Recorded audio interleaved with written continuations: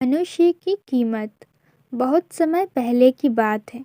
एक छोटे से शहर के मोहल्ले में एक आदमी की अपनी लोहे की दुकान थी और उसका 15 साल का बेटा था जो अक्सर अपने पिता की दुकान आया करता था। उस मोहल्ले में अमीर फैमिली, मिडिल क्लास फैमिली और गरीब परिवार भी रहा करते थे। हर रोज़ की तरह उस दिन भी आदमी अपने बेटे को लेकर दुकान चला जाता है और अपना काम करने लग जाता है। तभी उसका बेटा उससे पूछता है, पिताजी, इस दुनिया में मनुष्य की क्या कीमत होती है?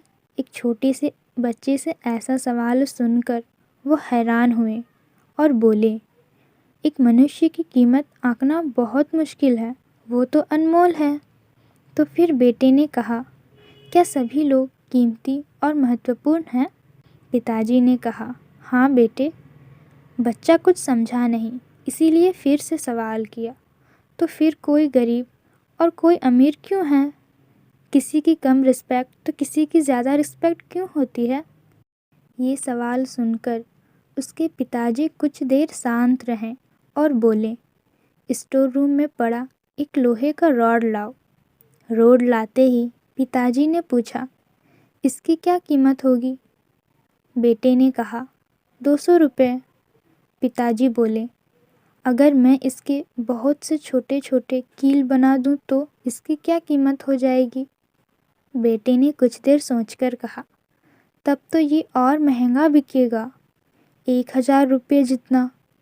फिर पिताजी बोले, अगर मैं इस लोहे से घड़ी के बहुत सारे स्प्रिंग बना दूं तो?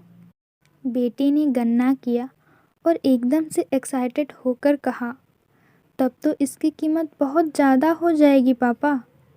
पिताजी उसे समझाते हुए कहते हैं कि ठीक इसी तरह से मनुष्य की कीमत इसमें नहीं है कि वो क्या है, बल्कि इसमें है कि वो अपने आप को क्या बना सकता है।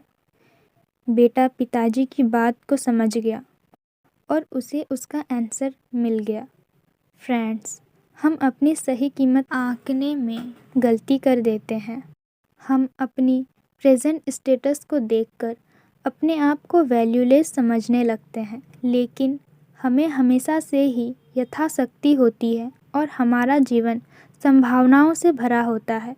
हमारे जीवन में कई बार परिस्थितियाँ अच्छी नहीं होती, पर इससे हमारी वैल्यू कम नहीं होती। मनुष्य के रूप में हमारा जन्म इस दुनिया में हुआ है, इसका मतलब ही है कि हम बहुत स्पेशल और इम्पॉर्टेंट हैं। हमें हमेशा अपने आप को इम्प्रूव करते रहना चाहिए और अपनी सही कीमत प्राप्त करने की दिशा में बढ़ते रहना चाहिए। तो उम्मीद करती हूँ कि आपको ये कहानी अच्छी लगी होगी।